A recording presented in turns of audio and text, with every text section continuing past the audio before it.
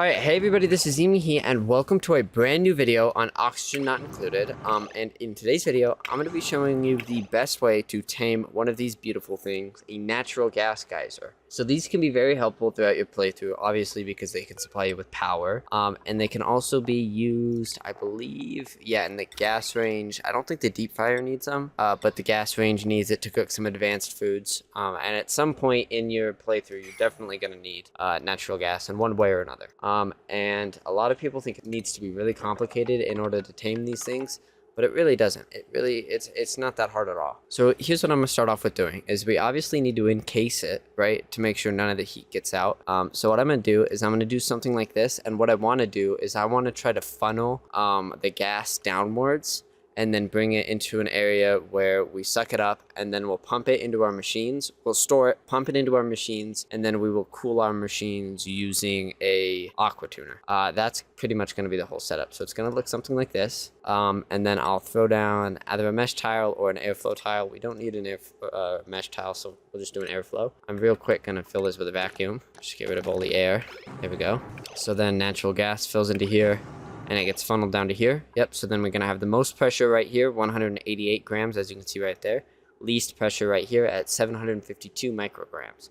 And it slowly gets more the farther right we go. Perfect. And then you're going to want to get a gas pump. And you're going to want to make sure you build this out of steel. This is required, or at least if you're doing this early game, gold is fine, but you need steel. It will overheat if you don't have steel, okay? You need steel. You need to do it with steel. And then I will also... we'll throw like a large power transformer up top here. And then I'll grab some iron. We'll go this way actually. Just hook that up right there. And then I'll grab insulated gas pipes.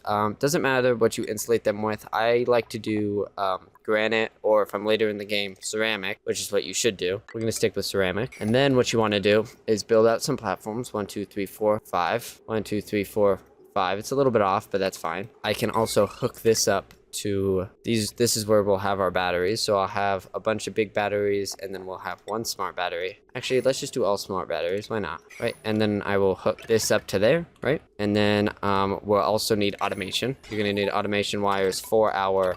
we don't need them yet, but we're gonna need them for our whatever they're called, okay?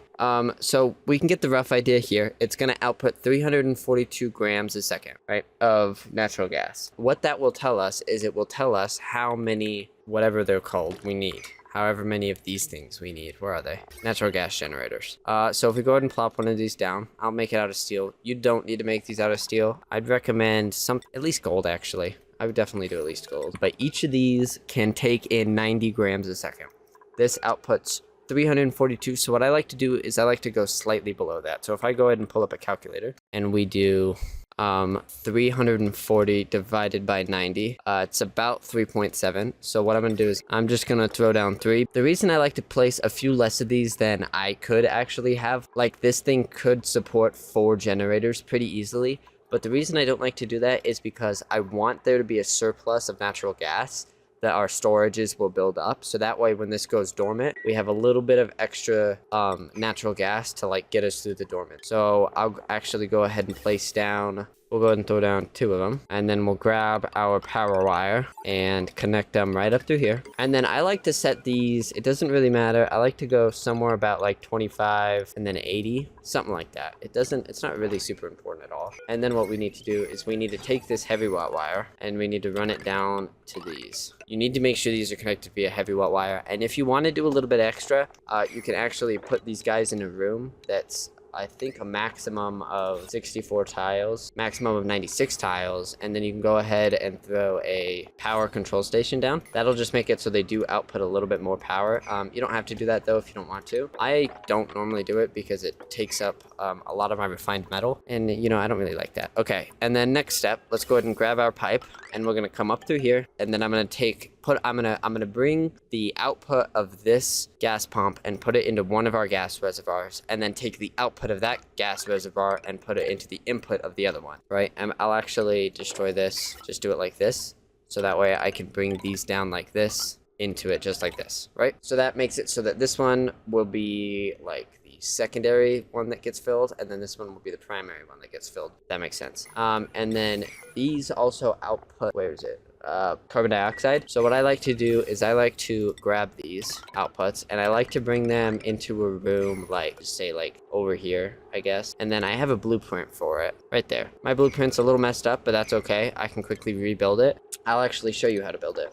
So all you need to do is you need to grab a carbon skimmer and then a water sieve, and you want to make sure that the input and outputs are right next to each other like this. And then you grab plumbing, connect them just like this, and then we'll go ahead and grab some power just like that. And then if I also go ahead and pump some water in there, first we actually need to kickstart our power system. So I will do that with a duplicate. Yes, my duplicate. And I actually, one more thing I want to add is I like to add a little bit of automation in here. You definitely do not have to do it at all.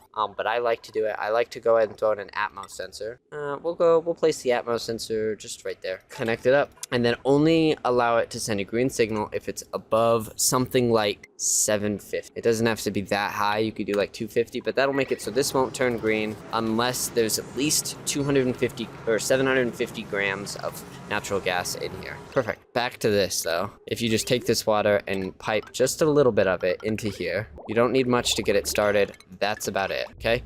And then what this is going to do is if I trap this in a thing and then fill it with carbon dioxide, you see it's going to suck in the carbon dioxide, output polluted water, and then throw a duplicate in here, have him put the sand in this, there we go. And then this has sand, and what this is going to do is it's going to turn the polluted water back into water, and it's an infinite cycle because this outputs, it uses 1,000 kilograms, outputs 1,000 kilograms. So then this will take in 1,000 kilograms and then output the same amount. So it's infinite now. This will work forever, and that duplicate will slowly die. And then I'll bring this up here and then put it into a gas vent. And then the last thing you have to worry about is the polluted water, which is sucky. These output polluted water. I like to throw 2 mesh tiles right below the little spouts that are right there. Let me clear the floor real quick. Just fill it with oxygen. I guess I could do. There we go. And then down here, I like to create a little room, something like this. And you want to make sure you're using insulated tiles for pretty much all of this. And then grab this liquid pump, and then you can really just pump this down. You can pump it wherever you want. You can bring it into a liquid reservoir. You can throw it into a water sieve and turn it into water. Really whatever you want to do with it. It's your choice. So for now, I will just throw it into a liquid reservoir just like that. So then this will go, it'll suck it up obviously. Okay. And now the last problem we have to worry about is temperature. In here's fine, but these will get hot, and they will get hot quickly. So I have a nice little blueprint. Here we go. I despise with my whole being working with this stuff. I despise it in every single way. I absolutely hate it. It is the worst. So, but this thing that I have, I hate it. But this thing that I have right here, you can take both of these pipes and we can run them like this. So what I'm gonna do is I'm gonna take radiant pipes made out of gold. And what I'm gonna do is I'm gonna like dot them around here. So I'm just gonna go, you kind of want to bring them into the center like this. That'll work. Maybe, I mean, you can adjust them based on if it gets hot or not. And then wherever you don't use those, you want to throw back the insulated pipes like this. And then you just want to hook it up. So this will go there, and then this will go there. You can obviously make it look nicer in your own base if you would like. I'll actually make it look nicer right now just by deleting that. And then what you want to do here is you're going to want to make this a vacuum. Obviously you're not in sandbox mode, so you're going to have to put a gas pump, suck it out, and then throw in some water. But you need water, and you need at least, I believe, 400 a tile. Okay, so you're going to need 400 kilograms a tile, and then this pretty much works. And then you want to set this to send a green signal if it's above, yeah, we'll say 50, that's fine. And then what you need to do is you need to fill this with a liquid. A liquid that would be good to fill this liquid reservoir with is actually polluted water, right? Polluted water is pretty good to do with this, and it's really easy to get early game. So if I just throw this here, right, and then bring it right down to there, and then I will fill this with polluted water. And then with the power wire that's connecting this thermal aqua tuner, I like to actually hook it up to its very own large power former or power transformer like this, and then just drag my main heavy wire to it. This will power, and then we'll get this pumped into here. It's gonna go through there, and and the water's 80 degrees, which is a bit hot, so it's going to pump it.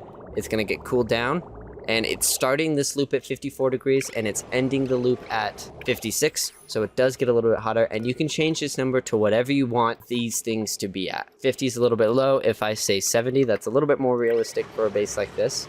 These will always be at around 70 degrees, if that makes sense. Or at least the water that will be cooling them down will always be 70 degrees. But what you want to do is you want this reservoir as full as you can get it. Don't fill it up all the way. Get it to like 4,000 kilograms. You don't have to. Truthfully, the water I have in here is fine, as long as you have enough to make a loop. And then I just like to have a little bit of surplus. So really you don't need 4,000, at least 500 kilograms. And then that's pretty much the whole setup. These will go and they'll give you power whenever these are empty. And I can actually delete. These will lose their power eventually, and then they'll have to be refilled. And then these will obviously get hotter. As you can see, their temperature is raising, 81, 82, 83, but they will never get too hot. And if they do start to get too hot, it's a simple fix. All you gotta do is just add in, just go like this. Just add in a little bit more, like that. Just add in a little bit more. The more radiant pipes you have, the more it'll cool it down. And if it's still getting too hot, you can always turn this number down, because if this number was at something like 40, it would really fucking cool these down. See, they're already dropping. They're at 78, 77, 76.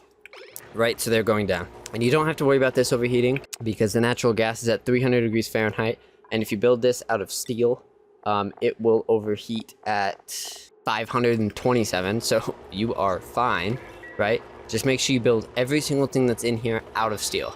But then that's pretty much the whole setup. It's super simple. You don't really get to do anything complicated, but there you go. That's how you get a full flow of natural gas. As you can see, this will fill up, and then these will fill up slowly. And if you want more natural gas, I can of course set this guy to something like 250.